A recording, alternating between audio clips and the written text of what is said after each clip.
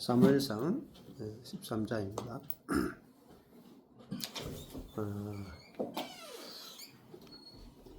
사무엘상 13장에 보면은 사울이 왕이 될 때 40세라 했어요.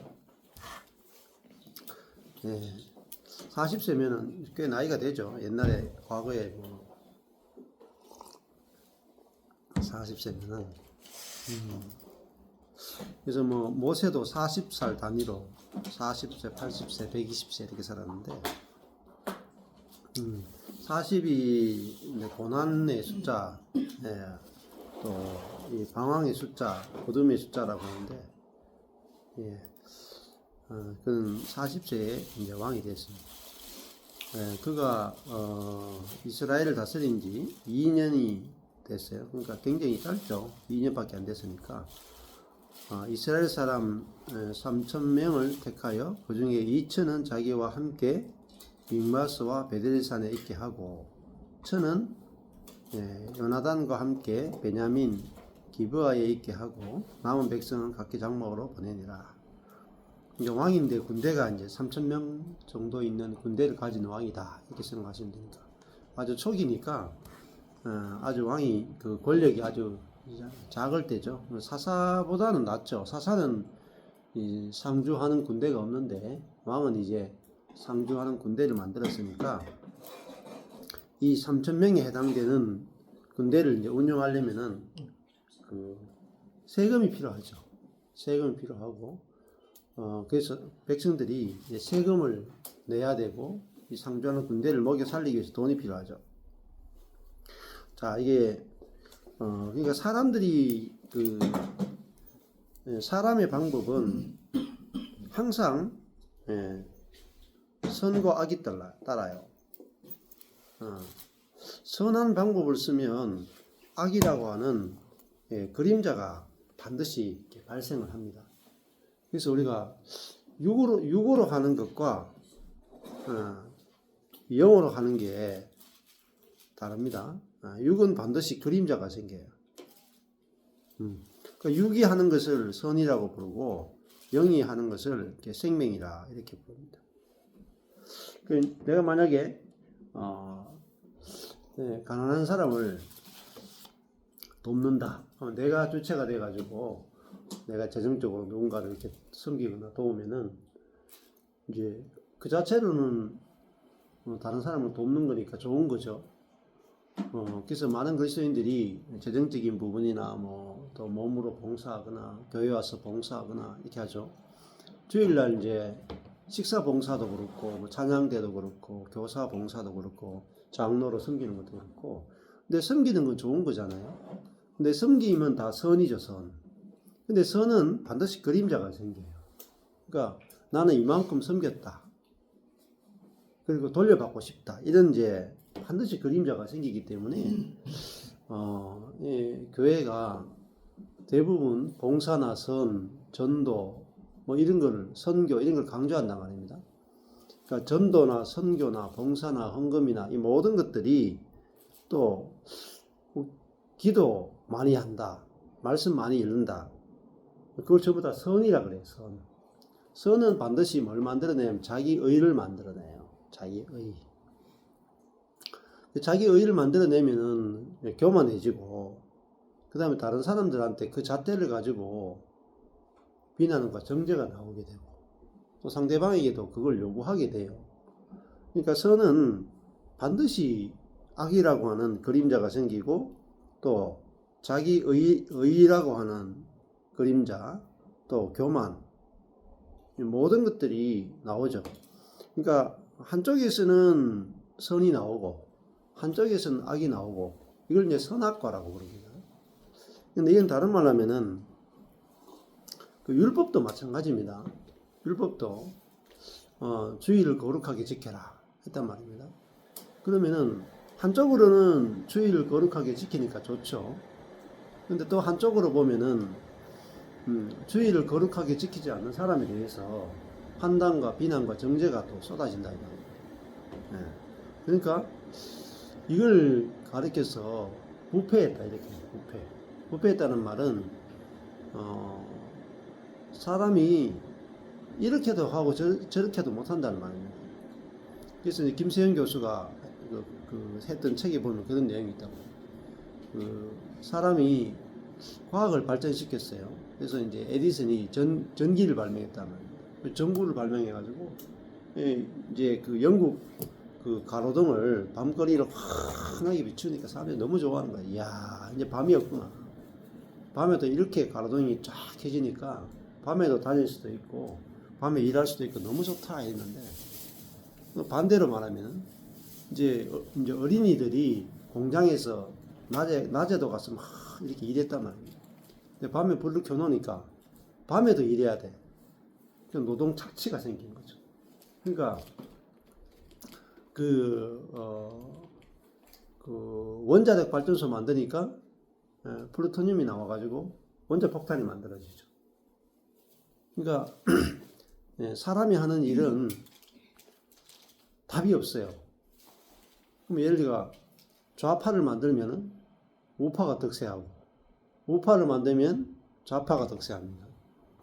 그러니까 공산주의를 만들면 자본주의가 나오고, 자본주의 만들면 공산주의가 나와요. 자유를 강조하면 상대방은 평등을 강조하고, 평등을 강조하면 자유를 강조해요. 그러면 유교를 만들어 가지고, 야, 이 예의범절이 얼마나 중요한가, 질서가 얼마나 중요한가 해서 정말 질서 있는 사회, 예의 바른 사회를 만들었죠. 그러고 나니까 계급이 생겨버리네. 양반 쌍놈이 생기네. 고착화돼 가지고 절대로 바뀌지 않습니다. 그래서 어떤 왕조든지 500년을 못 넘어가요. 조선 왕조 유교 사회 500년. 그래서 우리나라는 길게 간 편이에요. 중국 같은 경우에 그만큼 길게 못 가요. 그러니까 불교 국가 500년 못 가고, 유교 국가 500년 못 가고, 기독교 국가도 500년 가기 힘듭니다. 왜냐하면은 다 인간이 주체가 돼서 하기 때문에. 인간이 타락한 존재이기 때문에 인간의 방법과 노력과 선으로는 절대 오래 못 갑니다. 교회도 마찬가지입니다. 교회도 우리가 우리의 방법과 우리의 지혜와 우리 어떤 것으로 교회를 만들면 100년을 못 갑니다. 100년. 그래서 유명한 목사님들이 하고, 예를 들면 주기철 목사님, 손양원 목사님 이 배출된 교회 50년 100년 된 교회 가보면 벌써 식은 지가 오래됐단 말이에요. 계속 못 가요. 부흥도 30년 넘게 안 가요. 대부분 어떤 성령의 부흥이 일어나면 유통기한 3년, 보통 3년입니다. 성령의 뜨거운 물길이 일어나면. 근데 어떤 성령의 일방적인 은혜에 의해서 영국과 미국의 대각성 운동이 길게 갖는 게 30년. 굉장히 오래 갖는 거예요. 부흥이 오래 갖는 게 30년. 근데 시간이 지나면 식어요. 그런 것들이 또 다른 말 하면 인위적으로 노력하면 할수록 빨리 식습니다. 노력해서 만든 거는요 훨씬 빨리 식어요. 근데 우리가 노력하지 않고 전적인 하나님의 은혜에 의해서 된 것은 오히려 30년 가는데, 인위적으로 팍 노력한 거 있죠, 거의 3년을 못 넘깁니다. 저희 교회도 그랬어요. 저희 교회도 성령사역이 딱 일어났는데 막 애들이 막 쓰러지고 막 예언도 나오고 막 귀신도 떠나가고 삶도 바뀌고 막 하나님 음성도 들리고 이런 거 한 3년 갔거든요. 여기 옆에 있던 교회에서 그런 일이 있었는데, 저쪽에서부터 있었죠. 그것 때문에 교회도 옮기고 막 이랬는데, 밤새워 기도했다. 밤새워 청년들이 밤새워 3년을 기도했어요. 오라고 한 게 아니고 좋아가지고 미쳐가지고 성령에 불 받아가지고 3년 되니까요 식어버려요. 근데 식으면요 감당이 안 됩니다. 감당이. 자, 그래요? 네. 자, 그래서 근데 신앙생활은 막 뜨겁게 불 탔다가 확 꺼지는 그게 이제 좋은 신앙생활이 아니고, 우리 일상 속에서, 그냥 삶 속에서, 내 존재 안에서 그리스도의 평안이 계속 흐르는 거예요. 그리스도로 말미암아 기쁨과 평안이 계속 흐르고 넘치고, 이게 진짜 기본적인 신앙생활이라고 할 수 있는데, 너무 갑자기 막 불타오르는 것은 갑자기 불타는 것은 갑자기 식어요. 나중에 후유증이 굉장히 심합니다. 예를 들어 가지고 돈이 집도 없던 사람이 한 달에 10만 원씩 모아 가지고 적금을 꼬박꼬박 모아 가지고 월세에서 전세로 옮기고 전세에서 자가로 옮기고 자가로 옮겼다가 자가용 한 대 사고 이렇게 가면은 인생이 참 행복해요. 근데 갑자기 사업을 해가지고 1년에 10억을 버려버려. 그래서 3년 동안 20억 30억 갔어요. 이거 폭망하는 거야. 그래가지고 월세에 시작했다가 갑자기 10억 벌었다가 20억 벌었다가 30억 벌었다가 4년째 월세로 가. 행복합니까? 그 사람하고 월세에 시작해서 계속 월세로 가. 월세가 조금 낮아지거나 전세로 옮겨. 그러니까 월세에서 전세로 옮긴 사람하고 월세에다가 10억, 20억, 30억 갔다가 다시 전세로 내려온 사람하고 누가 행복할 것 같아요? 천천히 가는 사람도 행복해요. 이러면요, 사람 죽어요, 죽어. 30억짜리 한 3년 살다가 다시 전세로 내려오면 사람이 미친다니까, 미쳐. 그래서 대부분 이제 영적인 것도 한탕주의가 굉장히 심하죠. 그러다 보니까 이제 한 방에 뭐 하겠다 이런 게 굉장히 심한데 후유증이 굉장히 심하다는 겁니다. 근데 내 존재가 내가 죽고 내 안에 그리스도가 사는 것으로 살면은 이렇게 날마다 평안 가운데 살게 돼요. 평안 가운데 살게 되고 경험도 내가 막 기도하고 막 주님 주세요 하고 막 이래서 경험하는 게 아니라 그냥 말씀 듣고 그냥 매일 복음 듣고 형제자매들과 교제하고 이렇게 살다 보면 그 체험은 저절로 오거든. 저절로 이렇게 체험이 오는데 체험이 이렇게 되는 게 아니고 원래 이제 그 찰스 솔로몬의 영적 치유의 핵심이라는 책이 있어요. 그 책을 보면은 대부분 신앙생활이 예수 믿고 나서 이렇게 사는 사람이 굉장히 많고 믿고 나서 이렇게 돼. 이제 믿고 나서 이렇게 했다가 이렇게 되는 사람도 있고 이제 예수 믿자마자 여기까지 올라가는 사람이 있어. 이러면 내가 죽고 예수가 사는 그 체험이에요.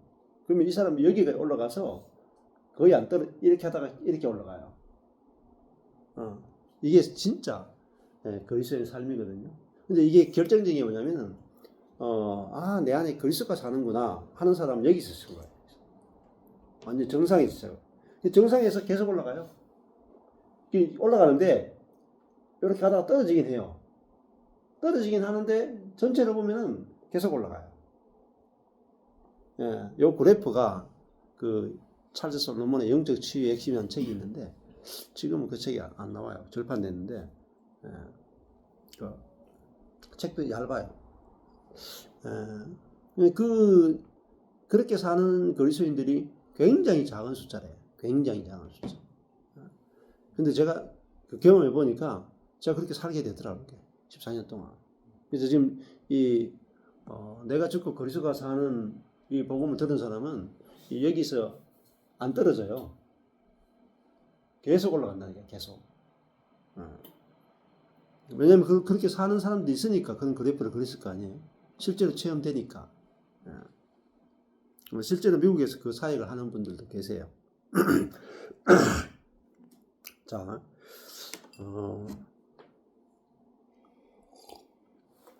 그래서 이 사울이 3천 명을 군대를 만들어서 이제 왕으로서 이제 일을 본격적으로 시작을 합니다. 3절에 요나단이 게바에 있는 블레셋 사람의 수비대를 쳐요. 요나단이 먼저 아주 1,000명밖에 안 되는데 블레셋 사람들은 이게 철기 문명이고 아주 세거든요. 근데 요나단은 믿음의 사람이라 가지고 겁이 없어. 그래가지고 얼마나 이게 담대한지 몰라요. 수비대를 치매 블레셋 사람이 이를 들은지라 사울이 온 땅에 나팔을 불어 이르되 히브리 사람들은 들으라 하니 온 이스라엘이 사울의 블레셋 사람의 수비대를 친 것과 이스라엘이 블레셋 사람의 가정이 여김이 되었다 함을 듣고 길갈로 모여 사울을 쫓으니라. 네. 자, 그러니까 이때 이제 뭐 사울이 뭐 죄도 짓지 않고 뭐 이제 하나님이 기름 부어 세웠기 때문에 지금 그 기름 부음이 함께 하고 있단 말입니다. 그러니까 사람들이 나팔을 부니까 사람들이 모여온 거죠. 근데 뭐 사울의 대단하기 때문에 그런 게 아니라 그 기름 부음이 있다는 말은 성령이 함께 한다는 거예요. 그러니까 성령이 함께 하시니까 이제 그 결과로 사람들이 모이는 겁니다. 사람들이 모여요. 그러니까 어떤 방법에 의해 달린 게 아니에요. 다윗도 마찬가지입니다. 다윗도 나중에 보면은 그 사무엘이 다윗을 딱 기름 붓죠. 기름 부음 받은 이후부터 다윗의 삶이 완전 달라져요. 왜냐하면 그 존재가 달라졌기 때문에. 자, 그래서 육으로 하는 것과 성령으로 하는 것이 완전 달라요. 로마서 8장에 보면은 육으로 난 것은 사망이고 영으로 난 것은 생명과 평안이다 이렇게 하잖아요. 그러면은 육으로 하는 것이 뭐냐면은 내 자신을 신뢰해서 하는 거예요. 굉장히 중요한 겁니다. 로마서 8장에 육으로 하는 게 뭐냐? 선을 행하고 성경 공부를 하고 하나님 말씀을 가르치고 기도를 하는데 나 자신을 신뢰하고 하는 것을 육이라 그래요. 근데 나 자신을 신뢰하지 않고 하는 것을 영이라 그럽니다. 근데 영으로 하는 것은 나 자신을 신뢰하지 않고 주님만 신뢰하는 거예요. 근데 이제 육으로 하는 것과 영으로 하는 것이 헷갈리는 게 뭐냐면은 이거예요. 우리는 내가 믿음을 가지고 내가 할 수 있습니다. 이건 신념이죠, 신념. 우리는 신념에다가 하나님이 도와주기를 원해요. 이것을 보통 믿음이라는 것으로 표현합니다. 교회에서. 그래서 I can do it. 나이키 just do it. I can do it, just do it이 뭐냐면요. 미국 정신이에요. 미국. 아메리칸 스피릿이라고 해요. 아메리칸 스피릿. 그래서 이 아메리칸 스피릿이 잘 될 때는 되게 좋죠. 긍정이라 하는데, 긍정. You can do it. I can do it. Just do it. 그건 내가 할 수 있다는 거잖아요. 우리가 할 수 있다는 거잖아요. 근데, 거기다가는 성령의 기름 부음이 없어요. 굉장히 중요한 겁니다. 대부분 다 내가 죽고 그리스도가 사는 게 뭐냐 할 때, 미국의 스피릿이 죽는 걸 말해요. 내가 할 수 있다. 이게 뭐냐면은 아담이거든요. 육이라 그래요. 육은 내가 할 수 있다는 거죠. 내가 할 수 있다가 죽고 내가 할 수 없다.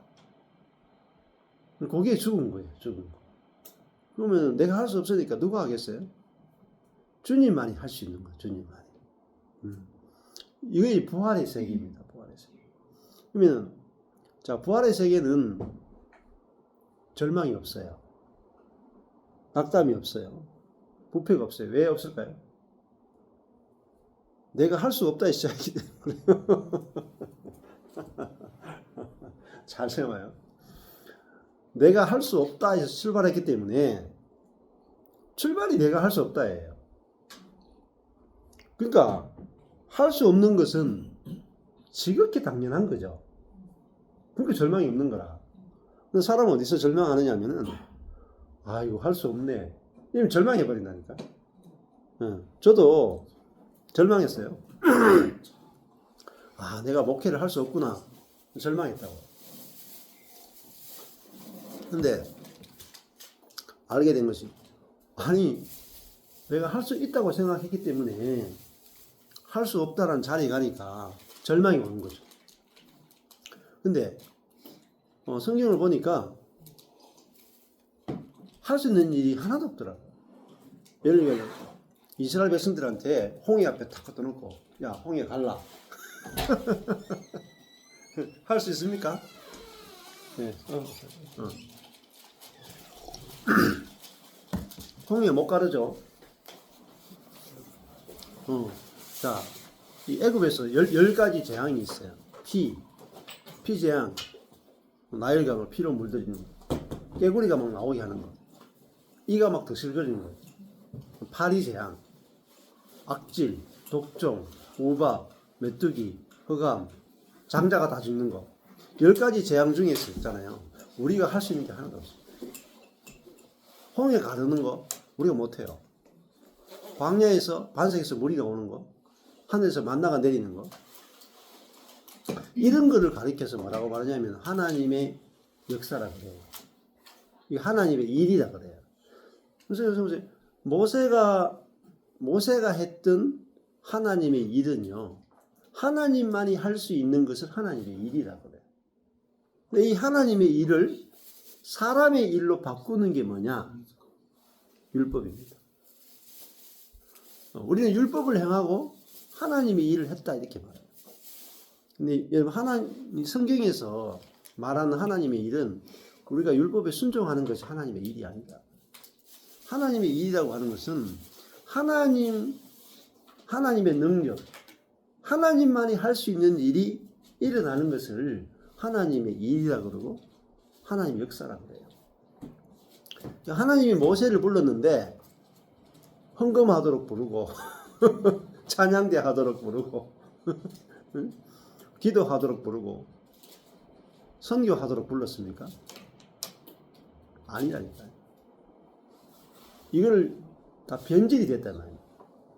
교회가 사람이 할 수 있는 수준의 일을 하는 것을 미니스트리, 사역으로 정의하잖아요. 성경은 한 번도 미니스트리를 사람이 할 수 있는 수준으로 일하는 것을 미니스트리라고 정의한 적이 없습니다. 그러니까 진짜 사역은 하나님이 일하는 거고 하나님 수준으로 기적이 일어나야 돼요. 쉽게 얘기하면.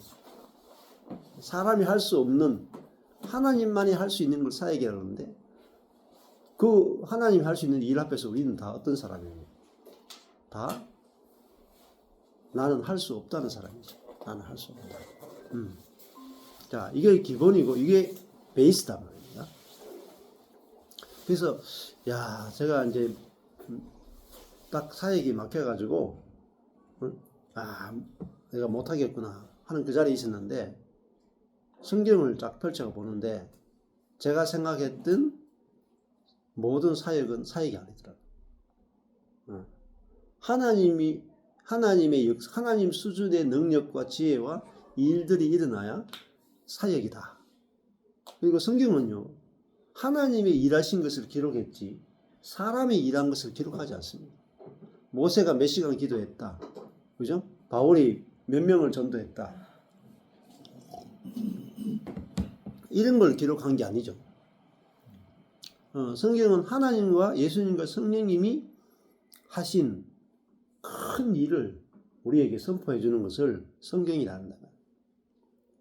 그러면 다른 말로 하면 우리 삶 가운데 하나님과 예수님과 성령님이 하시는 진짜 하나님과 예수님과 성령님만이 하실 수 있는 위대하고 큰 일이 나타나지 않으면 우리는 사역자라고 볼 수가 없습니다.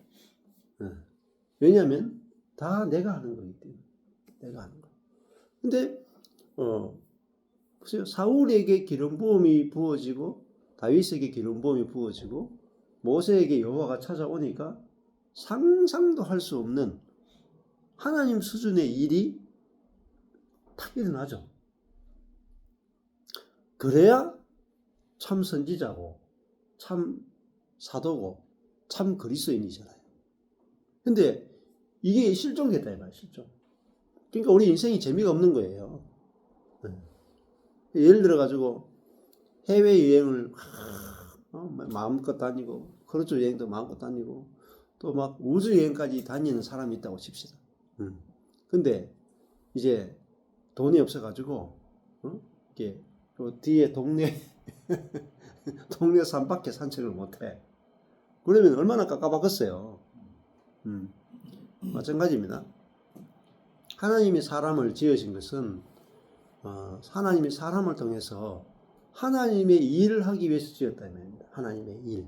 근데 우리를 통해서 하나님의 일이 안 나타나면은 우리 인생이 재미가 없는 거예요. 재미가 없어. 답답하고 허무하고 지루하고 그렇게 되잖아요.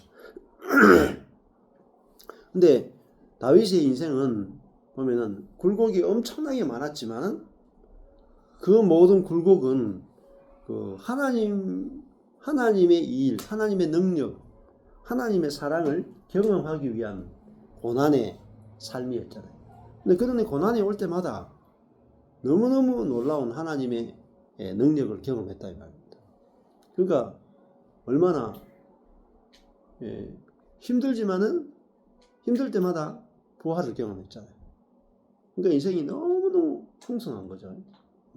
자, 우리 인생도 마찬가지죠.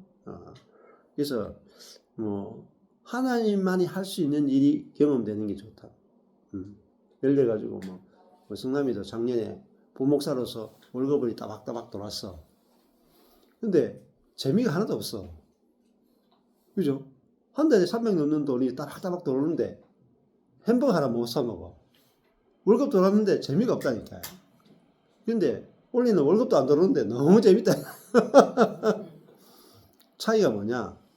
내가 10만 원이 돌아도 내가 할 수 없습니다. 해서 10만 원이 하나님의 능력으로 10만 원 들어오는 거고 내가 할 수 있습니다 해가지고 열심히 해가지고 300만 원 버는 거고요. 완전 인생이 달라요. 돈의 액수 차이가 아니고 누가 하느냐에 따라서 인생은 질적으로 다른 행복을 그렇다니까요. 그래서 인생이 왜 돈이 그렇게 많은데도 안 행복한가? 그렇게 권력이 많은데도 안 행복한가? 우리나라는 대통령만 되면 왜 안 행복한가? 잘 생각해 보세요. 대통령만큼 행복한 사람이 있을까요?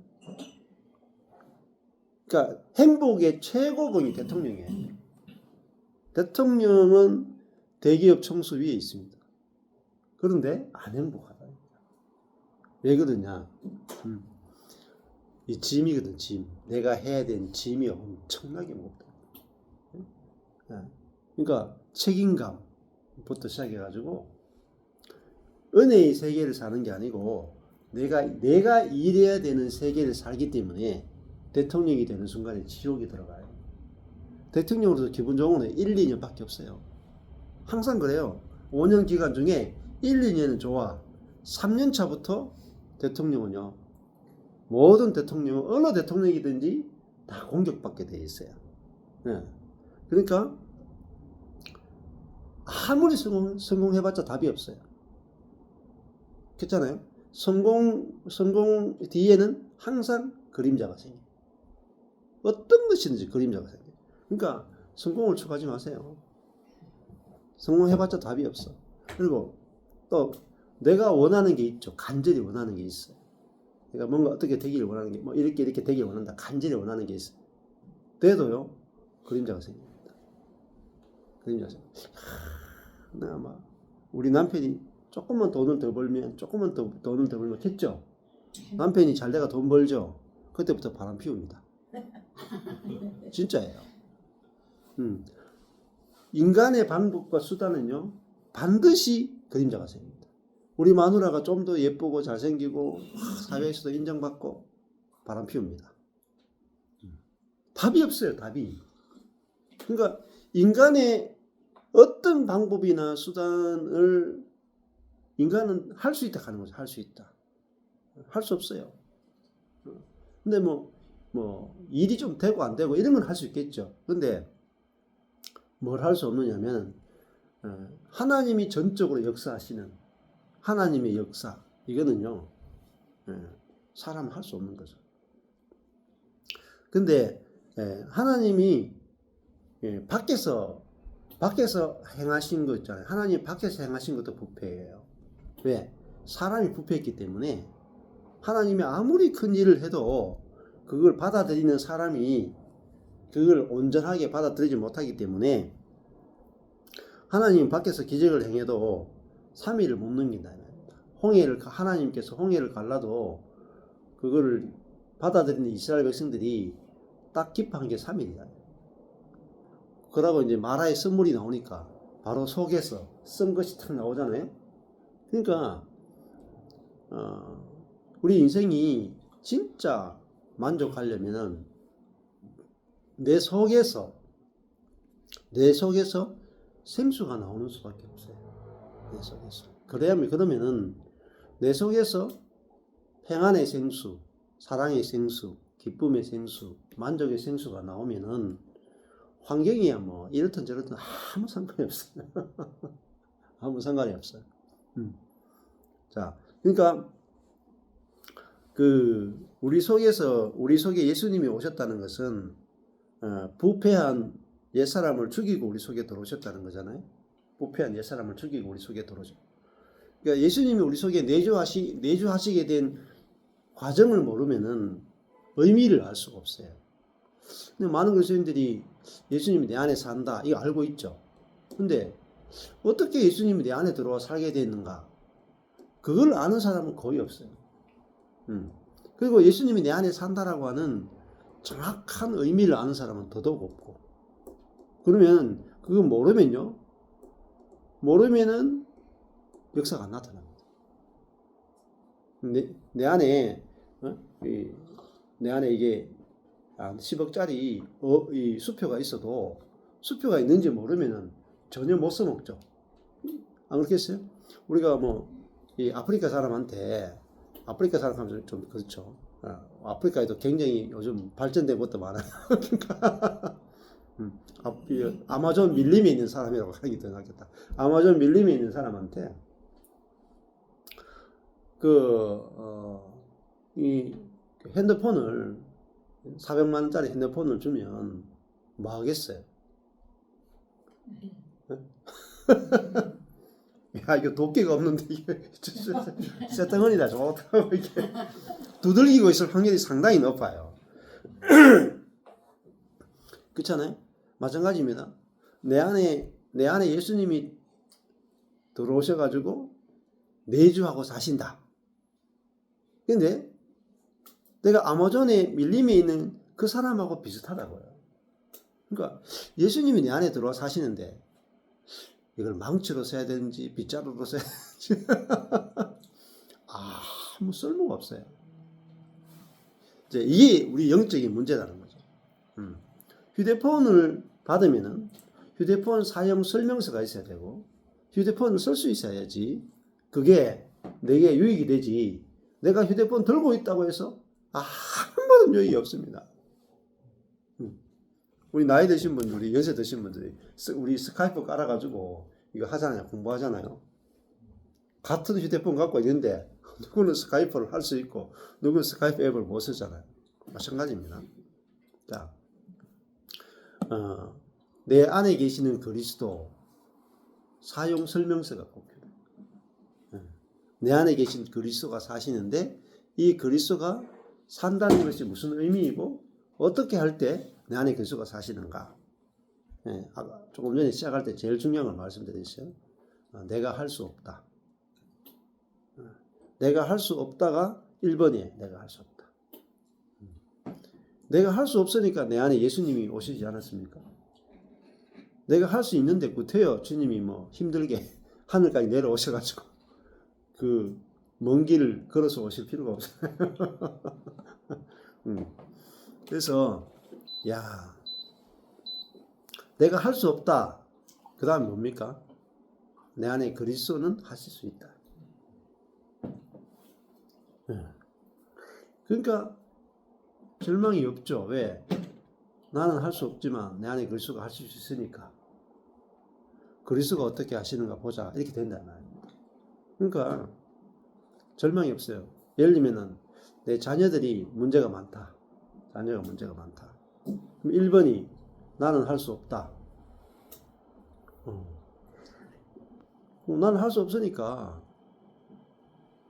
이제 뭐 어차피 할 수 없으니까 당연하게 받아들이는 거죠. 그리고 하려고 애를 안 쓰게 되죠. 손을 떼게 돼요. 내가 할 수 없다 해야 손을 안 떼요. 손을 이렇게 안 대. 아예 손을 안 대.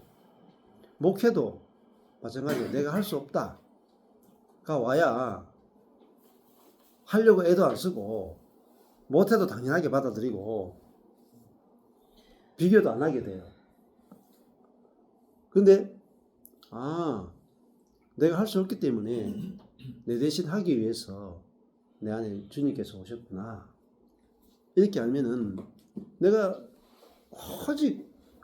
오직 주님밖에 안 믿어요. 나 자신을 안 믿어. 그래서 내가 지금 그리스도가 사는 것은요, 제일 중요한 게 나 자신을 신뢰하지 않는 거예요. 나 자신을. 그게 뭐냐면은 할례예요. 할례. 그러니까 빌립보서에도 보면은 그리스도 예수로 자랑하고, 첫 번째가 성령으로 봉사하고 그리스도 예수를 자랑하고 육을 신뢰하지 않는 우리가 참 할례당이다. 이렇게 표현해요. 참 할례. 참 할례는 뭐냐면 자기를 베어냈다는 거예요. 자기. 남자가 자기의 그 양피를 베어내는 것은 자기의 몸 껍질을 베어내는 거잖아요. 할례잖아요. 근데 그 할례는 뭘 잘라내느냐면 육을 잘라내는 걸 할례라고 그래요. 그 십자가는 육이 죽는 거거든요. 갈라디아서 보면 육과 함께 그 정욕과 욕심을 십자가에 못 박았느니라. 육은 뭐냐면은 한마디로 하면 I can do it. 내가 할 수 있다. 그러니까 내가 할 수 있다가 죽기 전에는 계속 내가 나옵니다. 계속 내가 나와. 내가 계속 나오는 이상은 그림자가 계속 발생하고 부패가 계속돼요. 그리고 그리스도가 나오지 않습니다. 이거는 거의 영적인 공식과 같은 거기 때문에 이게 알아지면 경험이 돼요. 경험이 되고 확정이 되고 정확하게 체험이 된다. 체험. 자, 그래서 야, 할 수 없다 하는데 일이 막 되는 거죠. 제가 낚싯대만 들고 다니는데 계속 일이 되는 거예요. 왜? 할 수 없다 했는데 되고 할 수 있다 했는데 안 되는 거예요. 이게 비밀이에요. 비밀. 내 인생이 왜 이렇게 꼬이느냐? 내 인생이 왜 안 풀리느냐? 왜 자꾸 막히느냐? 이유는 내가 할 수 있다 때문에. 그 세상입니다. 내가 할 수 있다가 세상이다. 주님만이 할 수 있다. 이걸 신앙이라고 해요. 이게 정확하게 갈라져야 돼요. 근데 우리가 율법주의 신앙은 우리에게 뭐 하라고 하기 때문에 이 복음을 정확하게 알 수가 없어요. 자, 그래서 저는 내가 아무것도 못하는구나. 내가 죽은 자구나. 그러니까 이 세상에서 제일 무능력한 사람이 누구겠어요? 자, 걸어다니는 사람. 2번 병원에 입원한 사람. 3번 식물인간. 4번 죽은 사람. 무능의 극치가 죽음이에요. 근데 1번, 2번, 3번 사람은 나을 수는 있어도 부활할 수는 없어요. 4번 사람은 죽어서 꼼짝을 못 하는데 부활해버려요. 이게 부활입니다. 지금까지 우리가 신앙생활에서 뭘 몰랐느냐? 죽음과 부활을 몰라는 거죠. 복음의 핵심은 죽음과 부활입니다. 그러니까 부활은 하나님이 100% 하시는 거 부활이에요. 예수님이 십자가에 죽어가지고 장사 지내가지고 무덤에 누워 죽은 지 사흘이 지났어요. 사흘이라고 하는 것은 완전히 죽었다는 말이에요. 3일이라고 하는 건 완전이잖아요. 3일 동안 장사 지냈다는 말은 완전히 죽었다는 말이에요. 예. 그 장사 지냈다 하는 게 뭐냐면 모든 사람들이 그의 죽음을 3일 동안 확인했다. 이게 장사 지냄의 의미예요. 그냥 만약에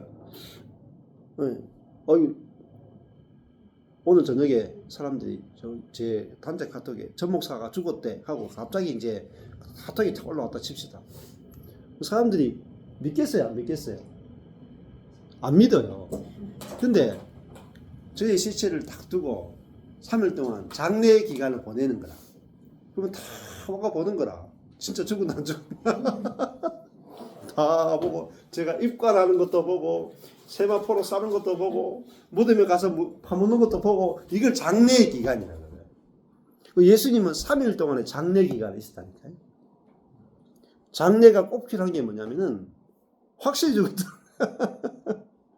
모든 사람이 볼 때 확실하게 죽었다. 이게 장례. 그러니까 야, 저 사람 확실히 망했네. 이게 죽음. 자기 혼자 망하면 안 돼. 자기 혼자 나는 죽었네. 이건 죽은 게 아니야. 내가 봐도 내가 죽었고 네가 봐도 죽었고 모든 사람이 봐도 저 사람은 망했대. 이걸 죽음이다 그래. 그러니까 이제 장례 지내놓고 나면은 3일 동안 장례 딱 끝났어. 그러면 이제 나타나는 현상이 있어요. 여러분들 저한테 전화를 안 해. 저를 안 찾아. 왜 그랬을까요? 찾아도 소용없죠. 만날 수 없죠. 죽었잖아요. 그걸 죽었다 하는 거예요. 그러니까 나도 나를 안 찾아. 죽은 나는 없고요. 나는 없고. 확실히 죽었구나. 능력이 완전히 죽었구나. 방법도 죽고 지혜도 죽고 다 죽은 거야. 근데 다 죽었네. 이제는 다시는 전 목사를 만날 수 없네. 끝났네. 전화도 안 해. 이제 끝났으니까 다들 장례식 지냈어. 응? 그리고 이제는 끝났네 하고 이제 절망하고 집에 있는 거야. 근데 3일째 되는 날에 제가 부활하는 거죠. 짜잔 부활한단 말이에요. 그러면은 여러분이 저를 찾아오는 게 아니고 제가 여러분을 찾아가요.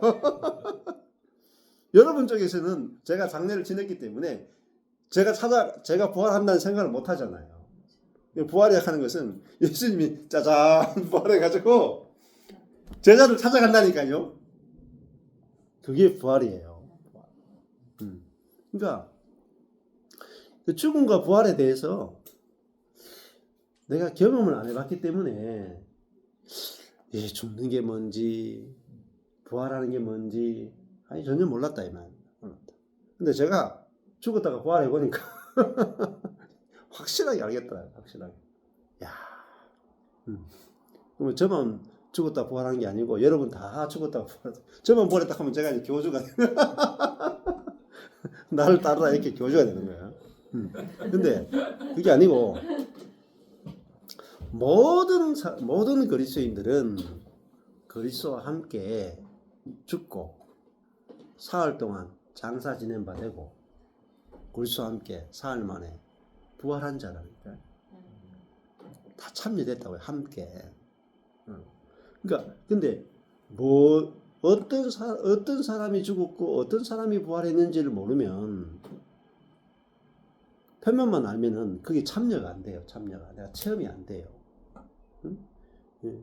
그러니까 옛사람을 살리는 게 부활이라고 생각하고 새 사람을 죽이는 게 십자가라고 생각하는 경우가 다반사예요.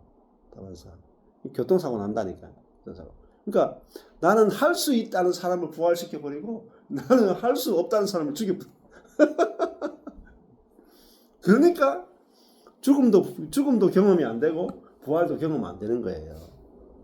예. 자, 십자가는 나는 할 수 있다라는 사람이 죽는 거거든요. 그러면 당신 정말 죽었습니까? 이렇게 물었을 때 내가 할 수 있습니다라는 그 사람이 죽었는지를 물어봐요.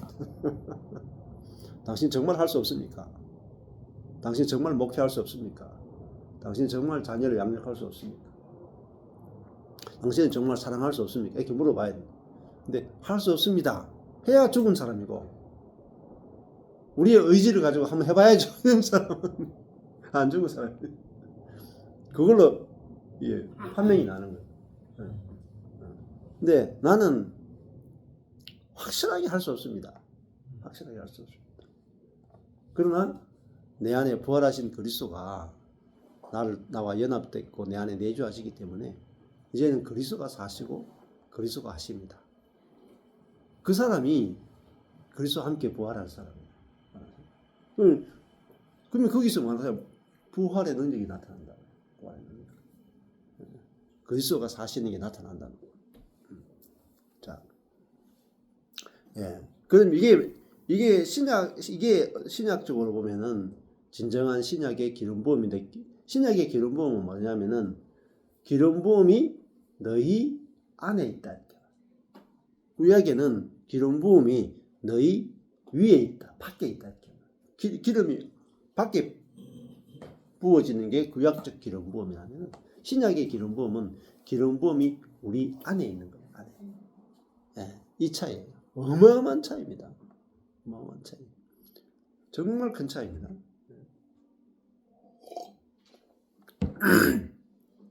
자, 그냥 목이 마를 때 이게 여러분 물 한 잔 마시고 싶잖아요.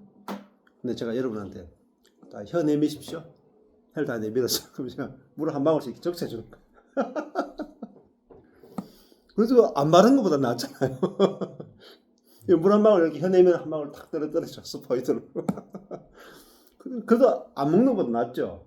근데 이게 여기 들어갈 게 없네. 적실 것밖에 없어. 혓바닥에. 그게 구약적 기름 부음입니다. 근데 구약과 신약을 안 갈라내는 사람 많아요. 구약 시대와 신약 시대의 차이점을 모르는 사람이 모른다는 것은, 구약과 신약 시대를 안 갈라낸다는 것은 100% 구약 시대를 사는 거예요. 100%입니다. 신약 박사라도 소용없어요.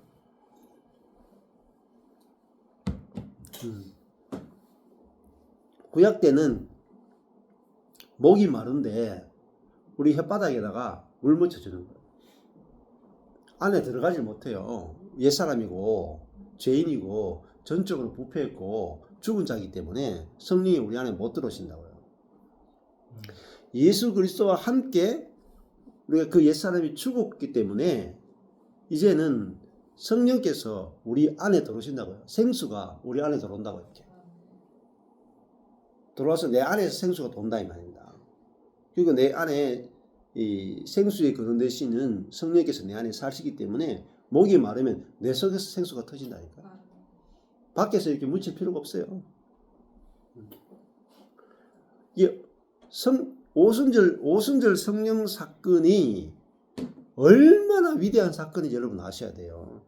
하나님의 우주적 경륜 가운데 가장 위대한 사건이 오순절 성령 사건이에요. 근데 오순절 성령 사건만큼 감추어진 사건이 없어요. 전부 다 예수님의 십자가 사건만, 십자가의 그 죽으신 내 죄를 다 사해주기 위해서 죽으신 그 십자가만 계속 묵상하죠. 근데 그 십자가 사건도 정말 깊이 알아지려면은 오순절 성령 사건이 아니고는 십자가가 알아질 수가 없어요. 성령이 아니고 어떻게 예수를 알겠으며 성령이 아니고 어떻게 십자가의 의미를 알겠어요. 예. 이게 오순절 성령 사건은 50이잖아요. 50. 50이 희년이라고 해요. 희년. 어제 했잖아요. 희년. 희년이라고 하는 것은 희년에는 노예가 해방돼요. 기본적으로 모든 노예가 해방되고 그리고 땅들이 원주인에게 다 돌아가요. 희년. 그리고 희년에는 농사를 안 지어요. 다 놀아. 다 놀아요. 일 하나도 안 해. 49년째 하고 50년째 2년 연속으로 다 놀아. 아무것도 안 해도 하나님 먹이고 입히고 다 해줘. 이게 희년이에요. 그리고 모든 부채가 탕감이 돼.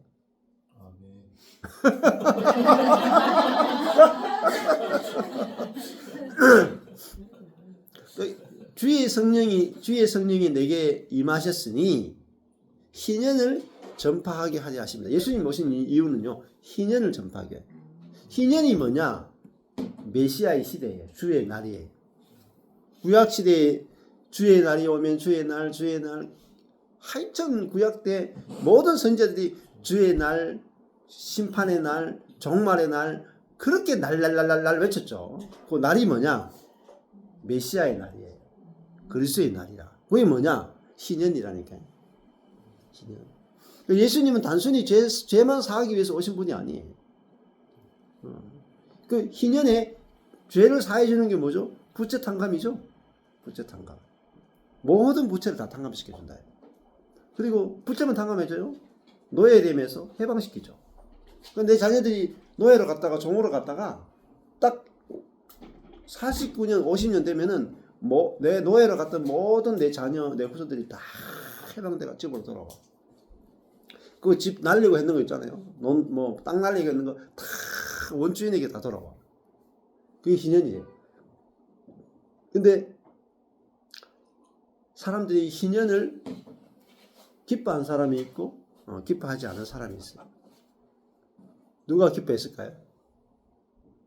가난한 자들은 다 기뻐했어요. 부자들은 다 슬퍼했어요. 돈 빌려준 사람은 제일 싫은 게 희년이라. 탕감이 돼버려요. 땅 가진 사람이 제일 싫어하는 게 희년이라. 자기가 샀던 모든 땅들이 원주인에게 다 돌아가. 그게 희년입니다.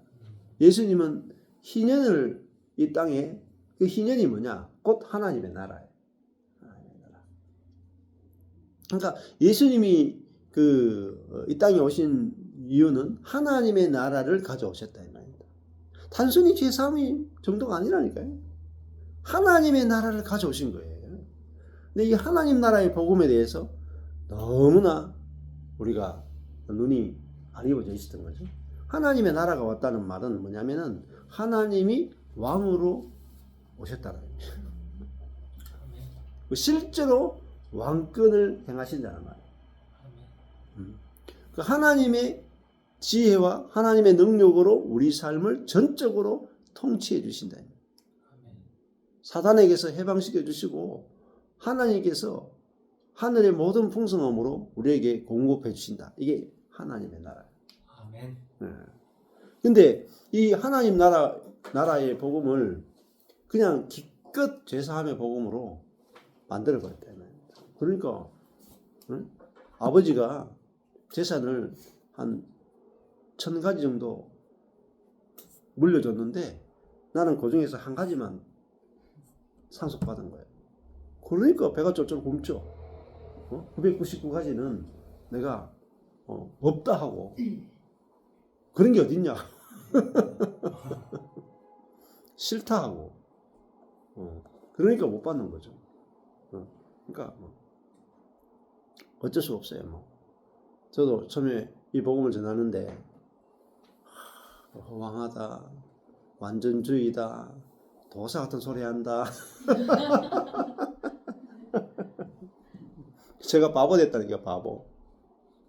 그런 게 어딨냐. 살아서 그런 게 되느냐. 그거는 상상으로만 되지. 어떻게 이 땅에서 완전한 교회가 있느냐. 그런 이야기만 계속 들었어요. 안녕하세요. 신발 밖에